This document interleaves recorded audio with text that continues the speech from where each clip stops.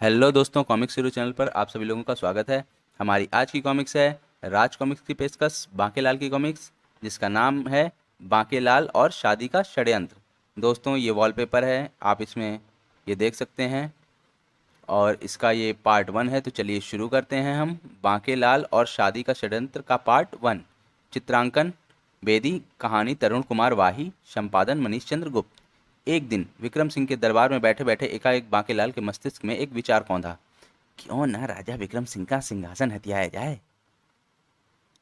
यह सोच वह प्रसन्न हो मन ही मन बोला, अरे हाँ, मैं भी कितना गधा हूँ। इतने दिन मुझे यहाँ रहते हो गए, लेकिन मैं अभी तक ऐसा सोच भी नहीं सका। लानत है मेरी काबिलियत पर।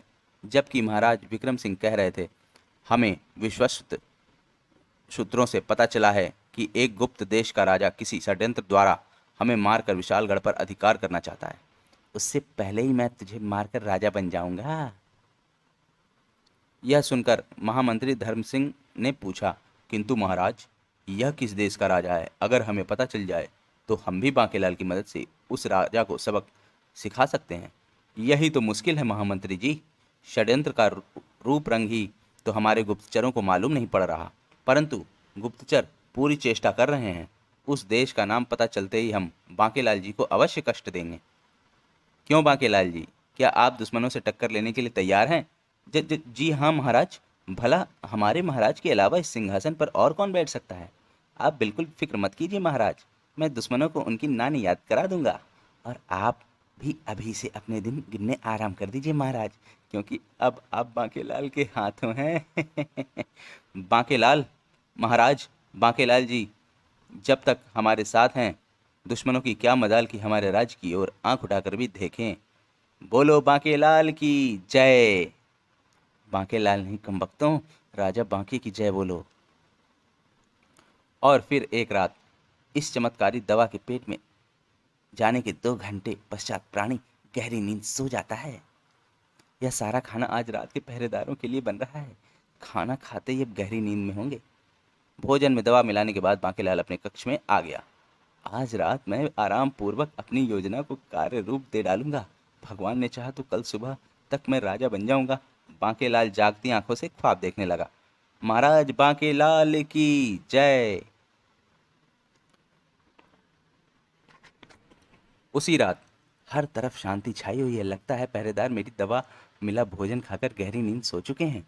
बांकेलाल राजा विक्रम सिंह के शयन कक्ष के बाहर पहुंच गया। ओह, पहरेदार दीवार से लगे सो रहे हैं। वाह, मेरी खोपड़ी ने भी क्या शानदार योजना बनाई है। वह द्वार खोलकर चुपचाप भीतर आ गया। वह रहे महाराज विक्रम सिंह। हा हा हा हा। अब इस खंजर को मैं इनके सीने में झोंक कर इनकी जीवन लीला का अंत कर दूंगा। हा हा हा। दबे पांव महाराज के पलंग के निकट पहुंचकर उसने अभी खंजर वाला हाथ ऊपर किया ही था कि अरे, यह क्या? पिछवाड़े की खिड़की के रास्ते इस समय कौन भीतर आ रहा है? चर चर। बांकेलाल की ऊपर की सांस ऊपर और नीचे की नीचे रह गई। हे भगवान, अगर किसी आने वाले ने मुझे इस अवस्था में इस खंजर के साथ देख लिया तो मैं मुफ्त में ही मारा जाऊंगा। ना जाने वह कौन होगा। भाग बेटा बांकेलाल, छिप जा वरना तेरी खैर नहीं। बेचारा बांकेलाल इंतजार ही करता रहा, लेकिन खिड़की से कोई मानव भीतर नहीं आया। बल्कि इधर बांकेलाल ने जब कुछ देर इंतजार करने के पश्चात भी किसी को भीतर आते ना देखा, लगता है मैं बेकार ही डर गया था। खिड़की हवा से अवश्य हवा से ही हिली होगी। यह सोचकर वह पलंग के नीचे से बाहर निकलने लगा कि तभी उसका हाथ सांप से टकरा गया। ओह, यह क्या है? अंधेरे में टटोलते हुए उसने सांप को रस्सी समझकर उठा लिया। रस्सी? रस्सी का यहाँ क्या काम है? तभी उसके दिमाग में एक अन्य विचार कौंधा। क्यों ना इस रस्सी का फंदा बनाकर महाराज के गले में कस दूं, आवाज तक नहीं होगी। इतना सोचकर उसने खंजर वापस जेब में रखा और सांप की रस्सी का फंदा बनाकर वह महाराज की ओर बढ़ा। हा हा हा हा। केवल कुछ सांसें और भर ले राजा विक्रम सिंह। लेकिन ठीक उसी क्षण एक झटके के साथ द्वार खुल गया। महामंत्री धर्म सिंह ने अपने सैनिकों के साथ वहां प्रवेश किया और भीतर बांके पर नजर पड़ते ही महामंत्री आश्चर्य से बोले, बांकेलाल जी, आप इस वक्त यहाँ?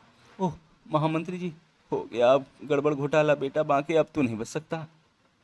अचानक महामंत्री की निगाहें बांकेलाल के हाथ में पकड़े सांप पर पड़ी और वह चिल्लाया, बांकेलाल जी, आपने सांप पकड़ रखा है? क्या सांप? ई ही, डर गया ना? मैं भी कहूँ कि अभी तक तू डरा क्यों नहीं? बांकेलाल ने तुरंत सांप को एक तरफ उछाल दिया। एक सैनिक ने भाले की नोक पर उसे उठा लिया। यह भयानक सर्प, उफ, यह माजरा क्या है महामंत्री जी? और बांकेलाल, तुम्हारे हाथ में वह सर्प कहाँ से आया? राजा विक्रम सिंह राजा विक्रम सिंह के पूछने पर महामंत्री बोला, महाराज, पहरेदारों ने आपके कक्ष की खिड़की के पास कोई साया जाते देखा था, इसलिए जब मैं निरीक्षण करने यहाँ पहुंचा तो। ओह, और आप बांकेलाल जी? महाराज। फिर अचानक बांकेलाल बात पलटकर बोला, मैं भी उसी साय को देखकर ही यहाँ पहुंचा था, और जब यहाँ पहुंचकर मैंने इस सर्प को आपके पलंग के ऊपर पाया तो मुझे समझते देर न लगी महाराज कि यह सर्प किसने कक्ष में फेंका, और महाराज मैंने सर्प को पकड़ लिया। किंतु बांकेलाल जी, फिर आप सर्प को देखकर एकाएक चौंक क्यों पड़े थे? वो दरअसल एकाएक आपके आ जाने से मैं भूल ही गया था कि मेरे हाथ में सांप है। तभी राजा विक्रम सिंह महामंत्री की ओर मुड़कर बोले, यह सब क्या चक्कर है महामंत्री? हमारी तो कुछ समझ में नहीं आ रहा। महाराज, शायद वही साया आपको समाप्त करने के इरादे से इस सांप को यहाँ फेंक गया था। अगर आज बांकेलाल जी ना होते तो शायद आप। ओह, इतनी बड़ी साजिश! लेकिन ये पहरेदार कहाँ मर गए थे? उन्हें कोई तीक्ष्ण बेहोशी की दवा खिला दी जान पड़ती है महाराज, वे सब बेहोश पड़े हैं। ओह बांकेलाल, तुमने हमारे प्राण बचाकर हम पर बहुत बड़ा उपकार किया है, हम तुम्हारे ऋणी हैं। क्यों शर्मिंदा करते हैं महाराज, यह तो मेरा फर्ज था। बाल बाल बचा। उस रात्रि की घटना के पश्चात तो बांकेलाल जैसे महाराज की आंखों का तारा बन गया। वे हर पल उसी की तारीफ के पुल बांधा करते। फिर एक दिन, बांकेलाल, हमें बहुत दिन हो गए शिकार पर गए। शिकार? हम सोच रहे हैं कि कल हम प्रातः ही शिकार खेलने जाएंगे और हमारे साथ केवल तुम शिकार पर चलोगे। क्षमा करें महाराज, लेकिन आपका अकेले शिकार पर इस प्रकार जाना उचित नहीं। हम बांकेलाल को साथ ले जा रहे हैं महामंत्री, आपको चिंतित होने की आवश्यकता नहीं। मैं भी कई दिनों से राजा को मारने की योजना नहीं बना सका। अगर शिकार के दौरान। तुम क्या सोच रहे हो बांकेलाल? जी महाराज, अवश्य आपको शिकार पर अवश्य चलना चाहिए। मैं भी आपके साथ जरूर चलूंगा। अगर बांकेलाल जी साथ जा रहे हैं तो फिर मुझे कोई चिंता नहीं रहेगी। मैं सभी इंतजाम किए देता हूँ महाराज। अगले दिन प्रातः ही वे एक रथ पर सवार होकर शिकार खेलने चल पड़े। देखो बांकेलाल, आज मौसम भी शिकार के अनुकूल है। जी हाँ महाराज, और मौका भी अच्छा है। आज शाम तक आपके सिर का मुकुट मेरे सिर पर शोभायमान होगा महाराज। जब महाराज का ध्यान किसी शिकार पर होगा तब मैं तेज गति से चलते हुए रथ से महाराज को धक्का दे दूंगा। तभी राजा विक्रम सिंह चीख पड़े, अरे हिरण, रथ तेज चलाओ बांकेलाल, अन्यथा हिरण हमारे हाथ से निकल जाएगा। अभी लीजिए महाराज। बांकेलाल ने घोड़ों पर चाबुक बरसानी आरंभ की। और तेज, हिरण हाथ से नहीं निकलना चाहिए। जबकि कुछ ही दूर, सावधान, रथ इधर ही आ रहा है। जैसे ही वह सामने से गुजरे तुम राजा का निशाना लेकर तीर छोड़ देना। उधर बांकेलाल, यह गया मेरा तीर, यही मौका है। रथ पूरी गति से दौड़ा है, गिरने के बाद महाराज की एक भी हड्डी साबुत नहीं बचेगी। मन ही मन यह सोचते हुए एकाएक बांकेलाल ने लगाम छोड़कर महाराज को कसकर पकड़ लिया। अरे बांकेलाल, यह क्या कर रहे हो? तेरा समय पूरा हो गया है राजा। लेकिन इससे पूर्व कि वह महाराज को धक्का दे पाता, एक तीर हवा में सरसराया और सर। आह! बांकेलाल के मुंह से एक दर्द भरी चीख निकल गई। आह महाराज, भागो! ओह, तो उन घुड़सवारों ने तीर फेंका था, मैं अभी उन्हें मजा चखाता हूँ। क्रोध में भरे महाराज विक्रम सिंह ने तुरंत दो तीर एक साथ धनुष पर रखे और घुड़सवारों की ओर निशाना साध कर छोड़ दिया। अगले ही पल वे दोनों तीर उन दोनों घुड़सवारों के शरीर में धंस गए। खच खच, आहा, मरा! इधर राजा विक्रम सिंह ने तुरंत घोड़ों को काबू में किया और रथ को वापस महल की ओर मोड़ दिया। घबराओ नहीं बांकेलाल, हमने उन दोनों को समाप्त कर दिया है। आह! और तुम्हारे कंधे से तीर भी हमने निकाल फेंका है। हे भगवान, यह तू मेरे साथ कैसा छल कर रहा है? अगर मुझे पहले ही बता देता कि कोई तीर आकर राजा को लगने वाला है तो मैं उसे धक्का देने की क्यों सोचता। बांकेलाल, अपने प्राणों की परवाह ना करते हुए तुमने आज फिर हमारे प्राण बचा लिए। यह सुनते ही बांकेलाल मन ही मन जल भुन गया। अरे दुष्ट राजा, मैं तो तुझे समाप्त करने की सोच रहा था कमबख्त। अगर इस समय मैं घायल ना होता तो अभी तुझे चलते रथ से धक्का दे देता। फिर महल पहुंचकर बांकेलाल की मरहम पट्टी कर दी गई। बांकेलाल इंसान नहीं भगवान का अवतार है महाराज।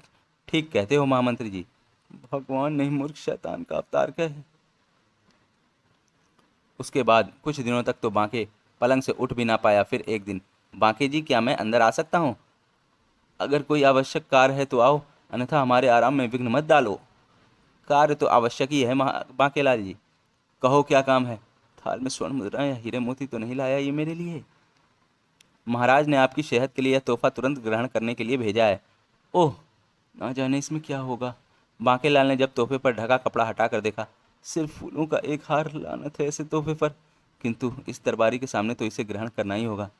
किंतु जैसे ही बांकेलाल फूलों का हार गले में डालने लगा कि अचानक उसे एक बेहद बेहद जोर की छींक आ गई। आह, छी! और फूलों का हार झटके के साथ जमीन पर जा गिरा। बांकेलाल ने जब फूलों के हार पर मंडराते बिच्छू को देखा तो उसके रोंगटे खड़े हो गए। बिच्छू! हार में काला भयानक बिच्छू छिपा हुआ था। अगर मुझे छींक ना आती तो यह बिच्छू मुझे काट लेता। उसने तुरंत आगे बढ़कर उसे जूते तले मसल दिया। पोल खुलती देखकर वह दरबारी भागने लगा। भागो! और तो यह इस कमबख्त की मुझे समाप्त करने की चाल थी, मगर अब मैं इसे नहीं छोड़ूंगा। पाजी गद्दार! बांकेलाल ने गुलदान उठाकर उस दरबारी के सिर पर दे मारा। तड़ाक! आह! भागता कहाँ है दुष्ट? जरा बांके से इनाम तो लेता जा। दरबारी अभी संभल भी नहीं पाया था कि बांके ने उसे पीछे से दबोचकर एक पटकनी दे डाली। चला था बांके को बिच्छू से कटवाने। हाय मरा! तुझे शायद नहीं मालूम कि बांके का दूसरा नाम भी बिच्छू है, जिसका कांटा पानी भी नहीं मांगता। मुझे क्षमा कर दो बांकेलाल। और तभी बांकेलाल पुनः चौंक पड़ा। अरे, नकली दाढ़ी! ओह, मेरी दाढ़ी! फंस गए। अब कुछ भी छिपाना बेकार है मक्कार। जल्दी बता तू कौन है, अन्यथा अभी मैं सैनिकों को बुलवाकर तुझे लटकवाता हूँ फांसी पर। फांसी! फांसी का नाम सुनते ही थरथर कांपता हुआ बांकेलाल के कदमों में लेट गया। फिर गिड़गिड़ाता हुआ बोला, नहीं बांकेलाल जी, मैं आपको सब कुछ सच सच बता दूंगा, मगर भगवान के लिए मुझे फांसी लगने से बचा लो। ठीक है, अगर तुम सच बोलो तो मैं तुम्हें बचा सकता हूँ। दूसरे ही पल वह उठ खड़ा हुआ और बोला, मेरा नाम लोटन चंद्र है बांकेलाल, और मैं चंदनगढ़ के राजा चंदन सिंह का गुप्तचर हूँ। चंदनगढ़ के राजा चंदन सिंह का गुप्तचर? ओह, इसका मतलब है कि इन दिनों महाराज पर जो आक्रमण हुए वह तुमने करवाए थे? जी बांकेलाल जी। यह सुनते ही बांकेलाल ने लोटन चंद्र को एक और पटकनी दे डाली। कमबख्त, तेरे कारण ही महाराज दोनों बार मेरे हाथों से बच निकले। आह! यह बताओ कि चंदन सिंह आखिर चाहता क्या है? तुम्हारी दुश्मनी तो राजा से है, और फिर तुमने मुझे समाप्त करने की चेष्टा क्यों की? मैं आपको सब कुछ बताता हूँ। दरअसल राजा चंदन सिंह की एक बेटी है, राजकुमारी राजकुमारी कुरूपलता। आज से 6 माह पूर्व की बात है। एक दिन महाराज चंदन सिंह का एक लिखित संदेश लेकर मैं राजदूत बनकर राजा विक्रम सिंह के पास पहुंचा। महाराज की जय हो।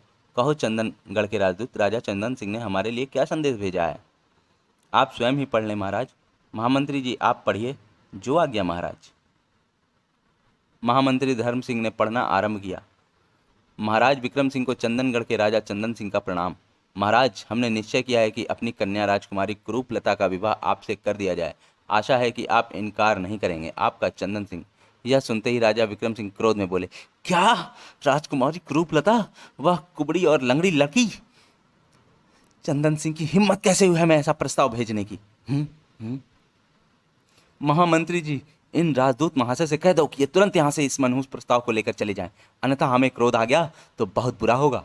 ओह, महाराज चंदन सिंह का इतना अपमान! राजा विक्रम सिंह की वे अपमान भरी बातें जब राजा चंदन सिंह के कक्ष में पहुंची। राजा विक्रम सिंह की ये जरूरत, हम भी उससे वह बदला लेंगे कि उसकी 7 पुश्तें भी कभी ऐसी अपमानजनक बातें ना कहेंगी। लोटन चंद, हम शीघ्र ही राजा विक्रम सिंह की मृत्यु का समाचार सुनना चाहते हैं। जी महाराज।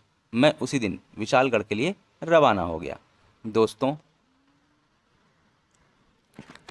हमारा बांकेलाल और शादी का षड्यंत्र का पार्ट 1 यहीं पर समाप्त होता है। आपको ये पार्ट 1 कैसा लगा हमें कमेंट सेक्शन में ज़रूर बताएं, और हम मिलते हैं इसके पार्ट 2 में, जिसका लिंक आपको इसके डिस्क्रिप्शन में दिया हुआ है। आप इसे वहाँ पर खोलकर पढ़ सकते हैं। धन्यवाद।